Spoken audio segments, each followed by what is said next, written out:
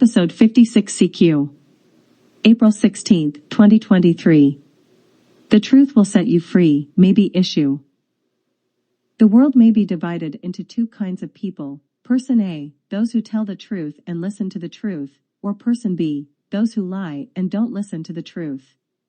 Logically, the first kind of person, Person A, should be walking free and breathing freely, because the truth will set you free, and the second kind of person, Person B, should be in jail.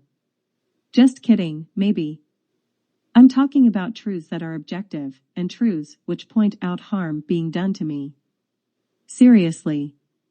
1. The one truth I've relied on most my whole life is the truth that what is in my bank account is my money, and if you take it without my permission, you are stealing my money. That truth can be objectively proved. If you deny that truth, you are trying to steal my money. 2. A second truth is that if you win an election without breaking the rules, you are elected and have the position. That truth can be objectively proved. If you deny that truth, you are trying to steal an election, even if you are the one making the untrue statement, stop the steal, to confuse others. 3. A third truth is that individual human actions are causing climate change, and individual human actions can slow climate change. If you deny that truth, you are probably trying to burn wood residentially, and in debate on the subject, you are making the untrue statement wood burning is carbon neutral to confuse others. Or you are remaining silent and relying on backroom political machinations by wood-burning industry lobbyists to create loopholes for them and you, to keep your residential wood-burning legal, although it harms the health of near neighbors. 4. A fourth truth is that residential wood-burning produces PM2.5, particulate matter of 2.5 micrometer size, the perfect size to infiltrate the human lung, producing a cascade of human health problems.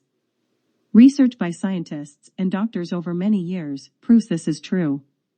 How this is denied is too confusing to explain here, but trust me, this harm to health from PM2.5 is true, and denial of health problems is false. I'm not lying. I am one of those pesky Person A's. 5. A fifth truth is that residential wood-burning PM2.5 enters the yards and infiltrates the homes of near neighbors of residential wood burners. Near neighbors' yards can be thought of as fence line measurement sites, or even stack measurement sites if neighbors are close enough to the wood burner stack. This is an objective truth and has been proved by PM2.5 monitor data above Environmental Protection Agency, EPA, safe PM2.5 limits taken over many years now.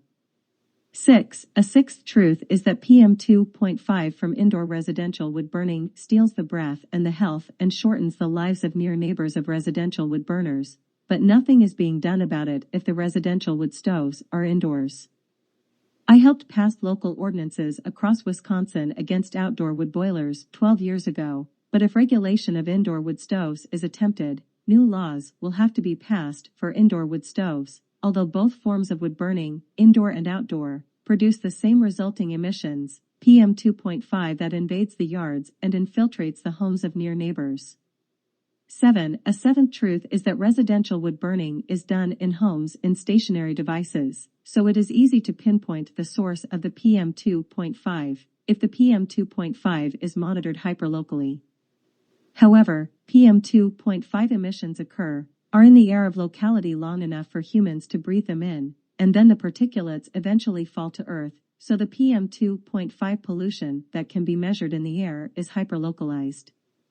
That doesn't mean that the pollution doesn't exist, but it is not caught on most traditional EPA PM2.5 monitors, costing $100,000, and not usually caught on any PM2.5 monitors at all if they are not near the stationary source. PM2.5 monitors have to be hyperlocalized, and they have to be near a residential wood burner to count that particular offender's emissions. There are not enough PM2.5 monitors in the world right now, and PM2.5 monitors are not located in enough places to pinpoint the source of pollution and help near neighbors solve their health problems by shutting down indoor residential wood burning. Governments, probably health departments of governments, be they federal, state, or local governments, should hand out low-cost Purple Air PM 2.5 monitors to any near neighbor who complains of their neighbor's wood burning, polluting the air in the near neighbor's yard, endangering the near neighbor's health.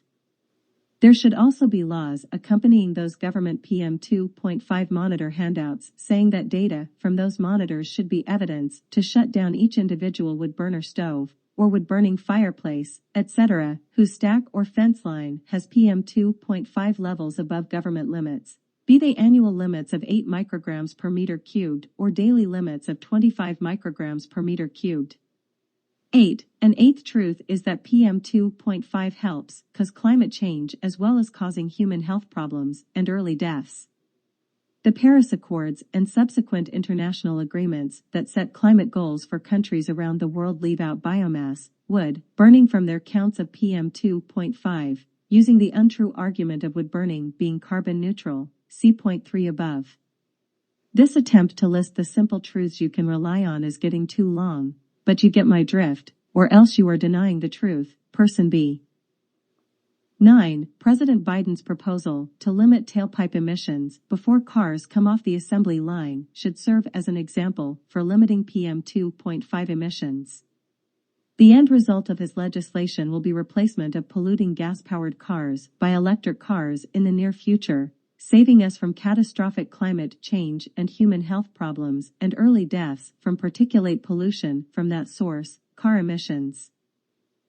Because cars are not a stationary source of PM 2.5 pollution, cars are a mobile source of PM 2.5 pollution. President Biden's specific proposal is appropriate and will work as a solution for PM 2.5 emissions from cars. Because wood stoves are stationary sources in residential areas, fence line or stack monitoring in the yards of near neighbors who complain of PM 2.5 entering their yards and infiltrating their homes is appropriate and appropriately hyper-localized, and will work as a solution for PM 2.5 emissions from residential wood burning. If there are laws which use the PM 2.5 monitor online data for each individual wood stove to solve PM 2.5 emissions by shutting down those individual wood stoves one at a time. It is hard to make individuals responsible for their actions, but it can be done. Consider the analogy of Mothers Against Drunk Driving, MADD. Citizens harmed by drunk drivers, who had family members killed only because they happened to be in the path of drunk drivers, campaigned to have breathalyzer tests for drunk drivers used, and the data from breathalyzers used to get drunk drivers off the road. RAWSE presidents were harmed or died early, or their family members were harmed or died early because they happened to be in the path of the PM 2.5 smoke from residential wood burning, as near neighbors. RAWSE Presidents is campaigning to have PM 2.5 monitors placed hyperlocally and to have the data from those PM 2.5 monitors used to shut down residential wood burning. RAWSE presidents have already had costs to their health, and the cost of each Purple Air 2.5 monitor is only under $300, a price that must be paid, apparently, to protect the health of near neighbors of residential wood burners. Don't let wood burners continue to steal our health. As always, indigent wood stove burners in the United States are eligible to apply to the Low-Income Home Energy Assistance Program to get financial help to switch to alternate forms of home heating such as the new heat pumps that work at temperatures well below 0 Fahrenheit.